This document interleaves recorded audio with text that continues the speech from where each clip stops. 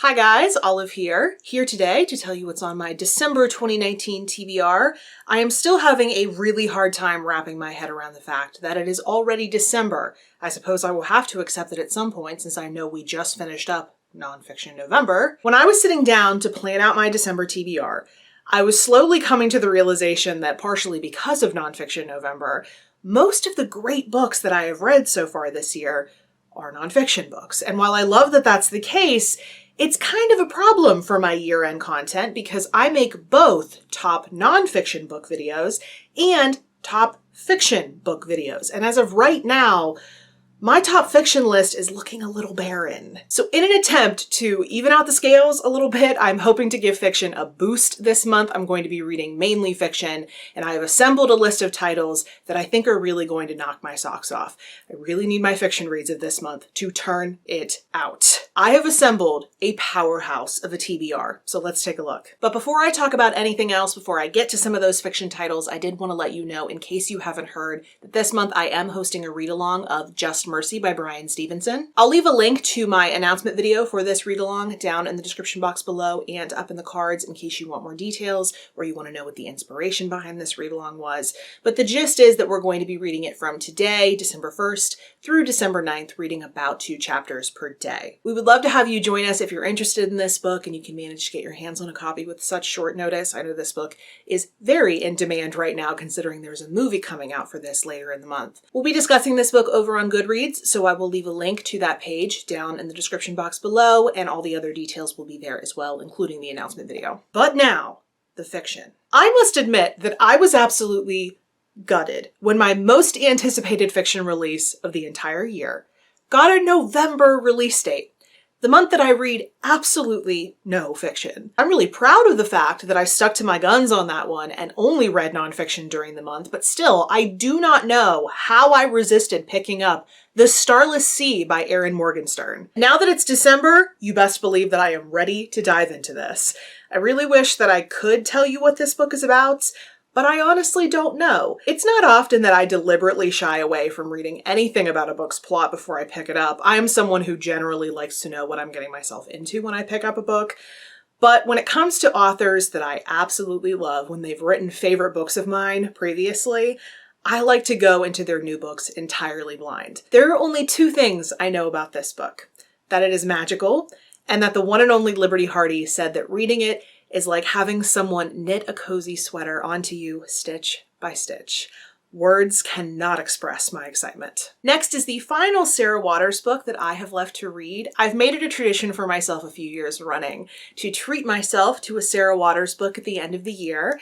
And now I've finally reached the final one, the one that I was saving for last. That book is Fingersmith. In typical Sarah Waters fashion, this is a historical fiction novel set during the Victorian era, in which an orphan and a con man work together to deceive a gentlewoman and steal her fortune. I've actually heard that this one is sort of a reimagining of The Woman in White by Wilkie Collins, which is quite ironic since I just read that during Booktober. I specifically saved this book for last because I feel like this is the novel that people like best of hers. I feel like this one gets the most rave reviews, so I was hoping to save the best for last, but I guess we will see where it ends up falling in my final Sarah Waters ranking. Next is one that I have been excited about ever since I heard Harriet Rosie talk about it. That book is called City of Girls by Elizabeth Gilbert. This is a story set in 1940s New York City, so already directly up my alley, but this is about a 19-year-old college dropout who is sent by her wealthy parents to go live with her aunt in Manhattan. Her aunt owns a theater, so this 19-year-old gets to know some of the showgirls. She starts making a name for herself in the city.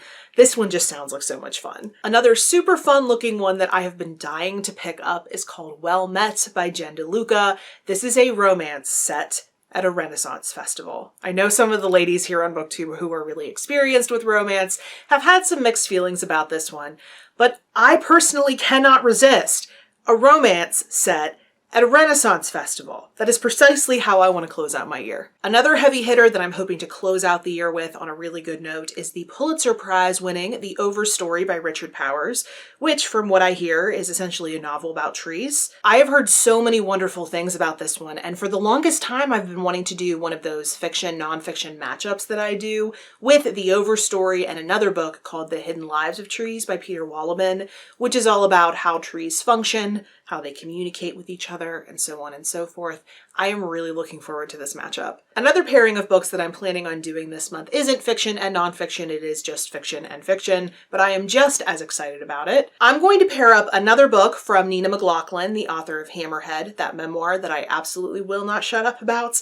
Her new book just came out last month and it is called Wake Siren, Ovid Resung. This is her retelling of Ovid's Metamorphoses from the perspective of the female characters. I absolutely love Nina's writing, and so I was all over her publicist trying to get my hands on a copy of this. I am not above begging. I knew I wasn't going to be able to take this one on during its publication month because it was Nonfiction November, and I have that whole no fiction reading rule going on, but now that it's December, I am free to gobble this one up, and I'm really hoping to do so alongside none other than Ovid's Metamorphoses, because I've never actually read this.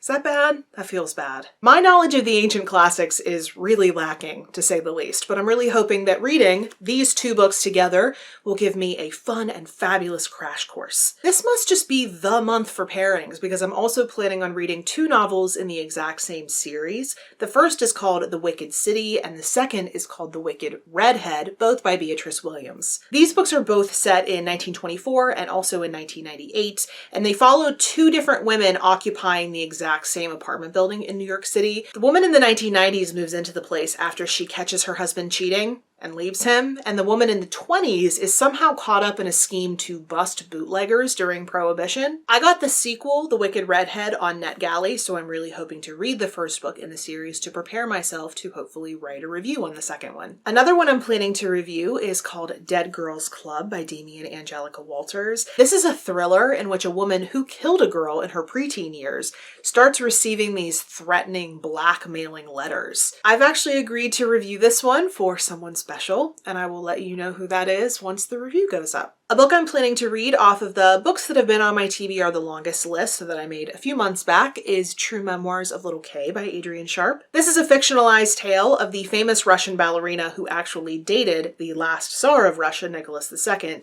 Her name was Matilda Kshesinska. I've been wanting to read this book for a really long time, ever since I read her memoirs. This one is really short. I don't think it's going to take me long at all to get through. Another Russian book that I'm extremely excited about is actually one that I was sent by the author, and it is called, are you ready for this?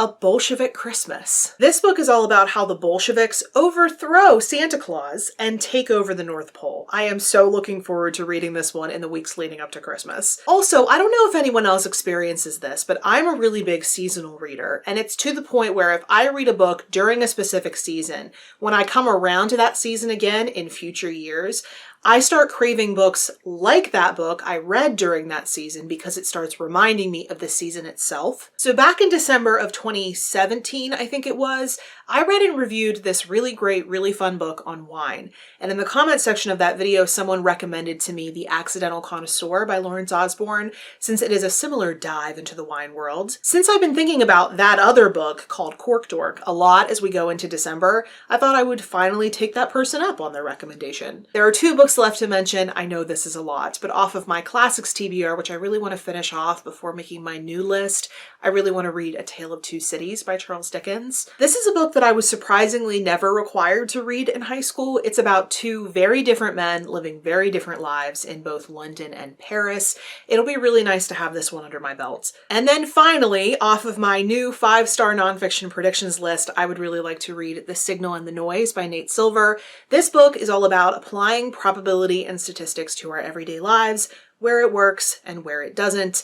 As a numbers nerd, I have been looking forward to reading this one for years. Okay, those are all the books that I am hoping to read during December. I'm aware that this TBR probably looks far too ambitious, but I have to say that I don't do any traveling during this time of year. I don't make any special plans.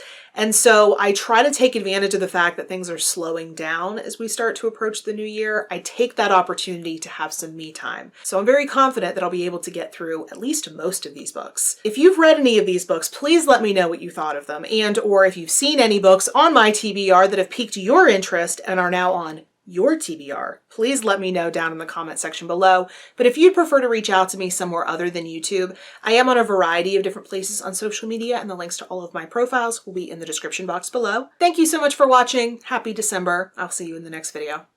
Bye.